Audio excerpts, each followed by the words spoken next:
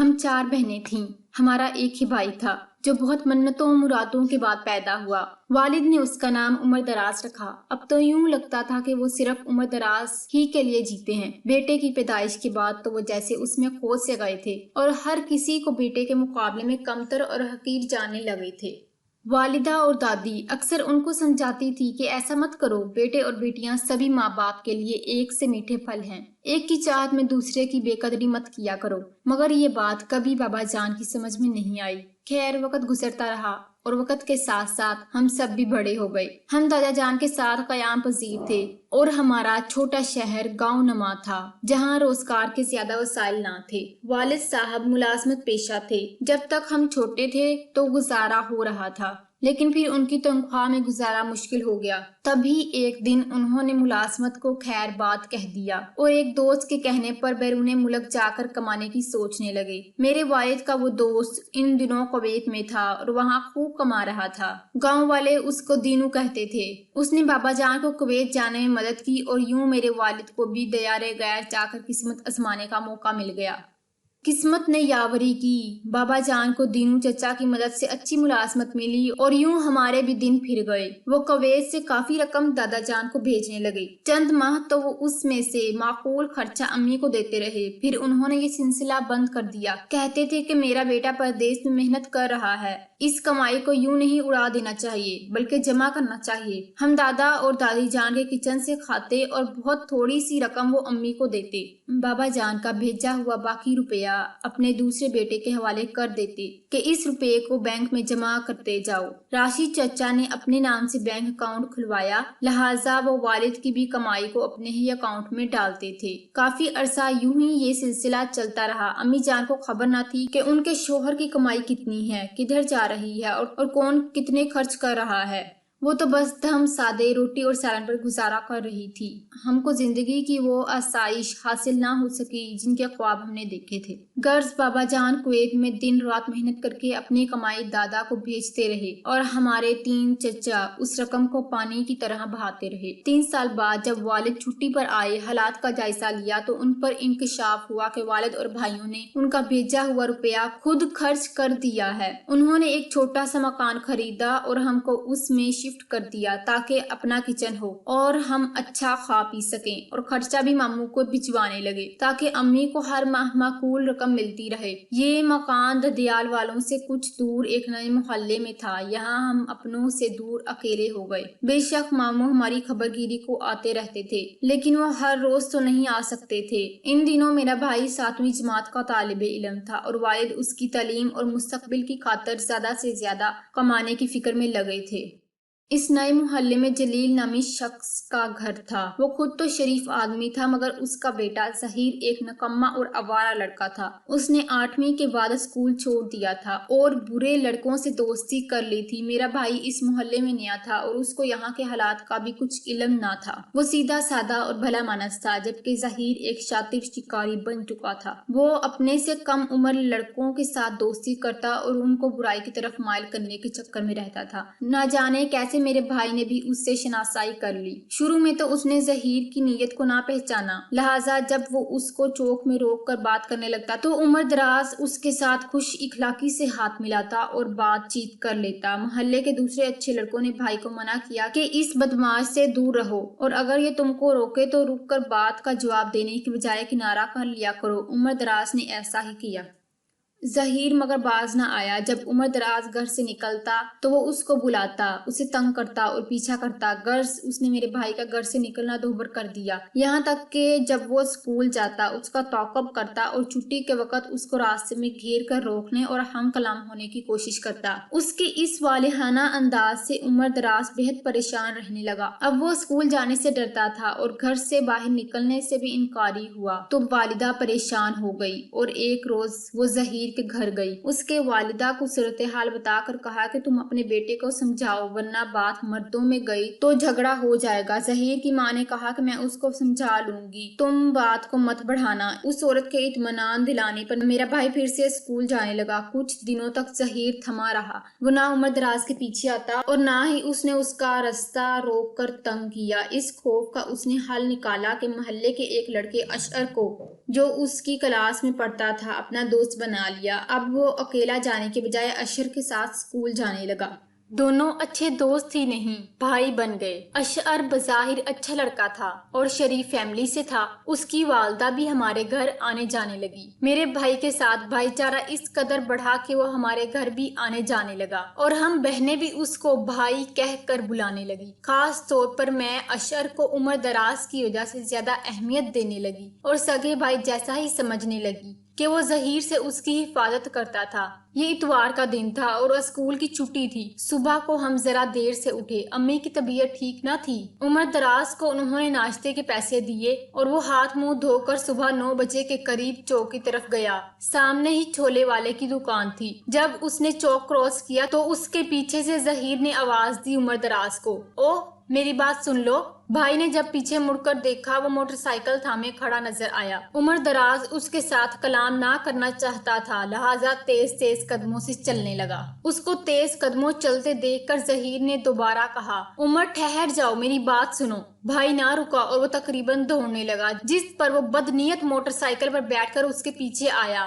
Bike کی آواز سے عمر دراز اور بھی زیادہ خوفزدہ ہو گیا اور دوڑنے لگا۔ تبھی اس لڑکے نے بھی اپنی بائک کو فل سپیڈ دے دی۔ یوں وہ عمر دراز کی کمر سے جا لگی اور وہ اچھل کر بڑھئی کی دکان میں آرے پر جا گرا۔ آرا اس کے جسم کے آر پار ہو گیا اور اسی لمحے میرے معصوم بھائی کی موت واقع ہو گئی۔ بڑھئی نے اسی وقت دکان کھولی تھی اور وہ ابھی اپنے سامان کو ترتیب دے ہی رہا تھا۔ ظہیر تو وہاں سے بھاگ گیا۔ بڑھئی نے آ کر واقعے کی اطلاع دی اور ہمارے گھر میں کوہرام برپا ہو گیا۔ امی نے ایک پڑوسی کے ذریعے ماموں کو اطلاع کرائی۔ ہمارا تو ایک ہی بھائی تھا۔ میرے والدین کے گھر کا واحد چراغ بجھ گیا، ان کی دنیا اندھیر ہو گئی۔ والد صاحب اطلاع ملنے پر گھر آ گئے، مگر جانے والا تو جا چکا تھا۔ جس طرح ہم کو اپنے اکلوتے بھائی کی ناگہانی موت کا صدمہ تھا، اس کا ہم جماعت اور دوست اشعر بھی غم سے نڈھال تھا۔ امی اس کو بلا کر گلے لگاتی اور روتی۔ ہم کو بھی اسے دیکھ کر عمر دراز کی یاد آتی اور اشعر سے باتیں کر کے سکون ملتا۔ یہ سانحہ دل خراش تھا۔ میرے والدین کی ایسی حالت تھی جیسے ان کے جسم سے کسی نے تمام خون نچوڑ لیا ہو۔ عمر دراز کے بعد وہ جیتے تھے اور نہ مرتے تھے۔ والد تو اپنی امیدوں کے چراغ بجھ جانے سے زندگی سے منہ پھیر بیٹھے تھے۔ خدا ایسی آزمائش میں کسی کو نہ ڈالے۔ آمین۔ میرے والدین کی زندگی میں اولاد نرینہ کھو دینے سے ایک بہت بڑا خلا آ گیا تھا۔ میں بھی جب عمر دراز جتنے کسی لڑکے کو دیکھتی تو بے اختیار بھائی پکارنے لگتی تھی۔ بیٹے کی ناگہانی موت نے بابا جان کی کمر توڑ ڈالی تھی۔ وہ اتنے دلگیر ہوئے کہ دوبارہ کویت نہ گئے۔ ان میں کام کرنے کی ہمت نہ رہی۔ کچھ ہی عرصے بعد ہم مالی مشکلات کا شکار ہو گئے۔ مکان فروخت کر کے کرائے کا مکان لیا۔ والد نے ذاتی کام شروع کیا مگر کامیابی نہ ملی۔ ٹوٹے ہوئے دل کے ساتھ جو کام شروع کرتے وہ ٹھپ ہو جاتا۔ اولاد میں صرف لڑکیاں تھیں، ان کے بارے میں بھی سوچنا تھا۔ باجی نے چاہا ملازمت کریں، ماموں کو علم ہوا، وہ آڑے آ گئے اور میری بہن کا رشتہ اپنے بیٹے کے لیے لے لیا۔ چچا نے بھی ان کے دیکھا دیکھی میرا رشتہ مانگ لیا، جبکہ ان کے بیٹے سلیمان کو میں ناپسند کرتی تھی اور اپنے ماموں کے دوسرے بیٹے سے شادی کی متمنی تھی، مگر دادا جان نے دباؤ ڈال کر میرا رشتہ سلیمان سے کرا دیا۔ یوں والد صاحب کے کاندھوں سے 2 بیٹیوں کا بوجھ ہلکا ہو گیا۔ ایک دن میں والدہ کے ساتھ کسی رشتہ دار کے گھر شادی کی تقریب میں گئی تو ان کے بیٹے اسلم کو دیکھ کر کھوس ہی گئی، کیونکہ وہ میرے بھائی عمر دراز سے بہت زیادہ ملتا تھا۔ مجھے لگا جیسے میرا مرحوم بھائی سامنے ہو۔ بے اختیار جی چاہا کہ اس سے بات کروں، تو میں نے پہل کر دی اور اسے سلام کیا۔ اس نے بھی خوش دلی سے جواب دیا تو میں نے اس کو اپنا بھائی بنا لیا۔ چونکہ اس کا گھر دور تھا، میں اس سے نہ مل سکتی تھی، لہٰذا خط لکھنے لگی۔ گرچہ میں بھائی اسلم کے خطاب سے ہی خط شروع کرتی تھی، لیکن اس نے بعد میں مجھ سے فون پر الٹی سیدھی باتیں شروع کر دی تو میں نے اس سے قطع تعلق کر لیا اور اشعر بھائی کو یہ بات بتا دی۔ میں نے اسلم کو خوب برا بھلا کہا اور تنبیہ کی کہ وہ آئندہ مجھے فون نہ کرے۔ यूं असलम से मुझे नजात मिल गई। इस वाक़े के बाद मेरे मुंह भोले भाई अशर के दिल में मेरे लिए मोहब्बत की जज्बात पैदा हुए। मैं नहीं जानती, लेकिन जब मेरी मंगनी सुलेमान से होने लगी वो परेशान और उदास हो गया और हमारे घर आना छोड़ दिया। उसने अपनी वालिदा से कहा कि आप उमर की वालिदा से सोहा का रिश्ता मेरे लिए मांगे, वरना मैं उम्र भर किसी और से शादी ना करूंगा। उसकी माँ ने अम्मी को ये बात बताई। तब मुझे इल्म हुआ कि वो मुझको बहन की तरह नहीं समझता था। मैंने उससे कलाम तर्क कर दिया और अपने जज्बात जो एक बहन के अपने भाई के लिए थे उनको मसल दिया। अब मैं खामोश रहने लगी, इन हंगामों से दूर निकलती चली गई जो जिंदा लोगों को अपनी तरफ मुतवज्जा रखते हैं। इस कनूतियत का ये असर हुआ कि मैं बीमार हो गई। मुझे तो बस यही गम रहता था कि इस दुनिया में कोई ऐसा नहीं है जिसको मैं भाई कहकर पुकार सकूं। वो वक्त भी आ गया जब मेरी शादी की ढोलक बजने लगी और मैं रुखसत होकर वालिद के घर से चचा के घर आ गई। शादी के बाद अंदाजा हुआ कि ख्वामखा सुलेमान से चिढ़ती थी। वो ऐसा भी बुरा नहीं, उसने मुझे इज्जत दी, प्यार दिया, तो मेरे दिल में भी उसकी चाहत और एहतराम पैदा हो गया।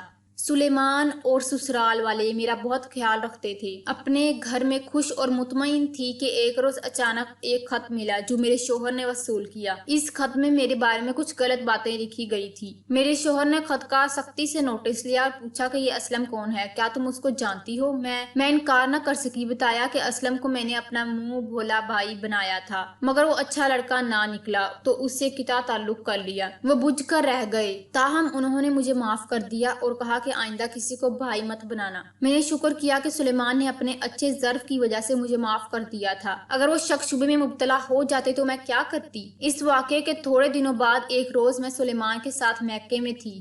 अम्मी ने हमको खाने पर बुलाया हुआ था। अशर की बहन आई और मेरी बहन से कहा कि अशर ने कुछ खा लिया है क्योंकि अम्मी उसकी शादी अपनी भांजी से करना चाहती थी और उसने तुम्हारी बहन सोहा की खातिर शादी ना करने की कसम खाई थी। जब माँ ने जबरदस्ती मंगनी कर दी तो भाई ने जहरीली गोलियां खा ली। उसको अस्पताल लेकर गए हैं, दुआ करो ठीक हो जाए। ये सुनकर मैं परेशान हो गई और मेरा चेहरा फक हो गया। सुलेमान अशर की बहन की गुफ्तगू सुन चुके थे, हालांकि वो साथ वाले कमरे में मेरी बहन को ये सब बता गई थी। बस उन्होंने मुझसे पूछा, अब ये अशर कौन है जो तुमसे शादी करना चाहता था और जिसने जहरीली गोलियां फांक ली हैं? मैंने कहा उम्र दराज का दोस्त और क्लास फेलो है। तुम्हारा उससे क्या ताल्लुक था? मेरा तो वो भाई बना हुआ था। ये कैसे मुमकिन है कि इतने लड़के तुम्हारे मुंह भोले भाई हैं और उसने जहर फांक लिया है? उनके घर में ऐसा क्या झगड़ा हुआ है? जरूर दाल में कुछ काला है। खुदा की कसम उसको भी मैंने भाई बनाया था, लेकिन मुझे खबर ना थी कि उसके दिल में मेरे बारे में क्या जज्बात हैं। बकवास मत करो। क्या तुम अकल की अंधी हो या मैं ही बेवकूफ हूँ? एक लड़की एक बार ही किसी को अपना भाई बना सकती है, बार बार नहीं। तुम मुझको अहमक समझती हो क्या? सुलेमान ने मुझको इस बुरी तरह झिड़का के अपना सा मुंह लेकर रह गई। मुझसे एक लफ्ज भी ना बोला गया और रोने लगी। मामला खासा गंभीर हो गया था। एक तरफ अशर के अस्पताल पहुंच जाने का मलाल और दूसरी जानिब सुलेमान को संभालना मुश्किल हो गया, जिसके दिल में शक घर कर चुका था। वो बरहम थे कि आखिर मैंने किस किस को भाई बनाया हुआ था जो अब मेरे लिए मसाइल पैदा कर रहे थे। उनके दिल में बवाल आ चुका था। मैंने लाख कस्में खाई मगर उनके शक व शुबे को ना मिटा सकी। उन्होंने मुझे मेके छोड़ा और खुद अपने घर चले गए। तब के गए फिर न लौटे कि अपनी सफाई में कुछ कहती। मुझे तलाक भी ना दी और अपने घर में भी ना बसाया। ये होती है मर्द के दिल में शक की कदूवत जो मोहब्बत के चमकते दमकते आईने को गदला कर देती है। लड़कियों ये जान लो कि भाई सिर्फ और सिर्फ खूनी रिश्ते के ही होते हैं। मुंह भोला भाई करगट की तरह अपना रंग बदल सकता है और आपकी जिंदगी में भेड़िए का किरदार अदा कर सकता है। अपनी जिंदगी में ऐसे तजुर्बे ना करो और दूसरों के तजुर्बों से फायदा उठाना सीखो। ये अल्लाह की रजा है कि अल्लाह ने आपको किसी रिश्ते से महरूम रखा है। इसमें आपके लिए कोई ना कोई बेहतरी है। अल्लाह की रजा में राजी हो जाओ। दौरे हाजिर की नौजवानों से गुजारिश है कि अपने अंदर खुद एतमादी लाएं, बाएतमाद होकर बात करें।